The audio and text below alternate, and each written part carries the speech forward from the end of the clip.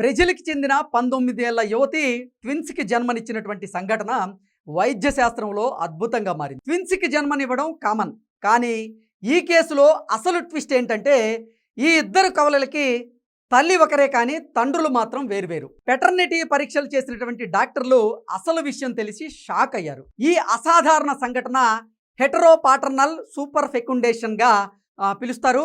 ఇది మహిళల శరీరంలో 2 గుడ్లు వేరువేరు సమయాల్లో ఫెర్టిలైజ్ అయినప్పుడు సంభవిస్తుంది.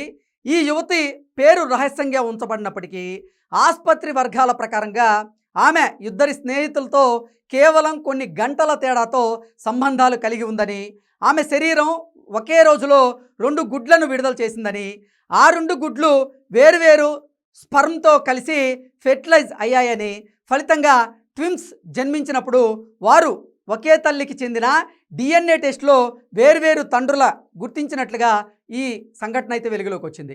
సాధారణంగా ట్విన్స్ ఒకే గుడ్డు విభజించి ఏర్పడతాయి, లేదా 2 గుడ్లు ఒకే తండ్రి స్పర్మ్తో ఫెర్టిలైజ్ అవుతాయి.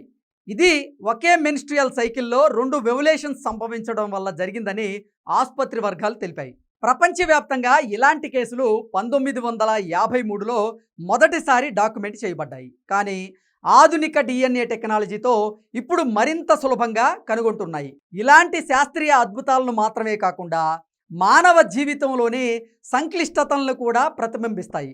యువతి ఇప్పుడు తన బిడ్డలతో సంతోషంగా ఉందని, కుటుంబ సభ్యుల మద్దతుతో హ్యాపీగా ఉందని సమాచారం అందుతోంది.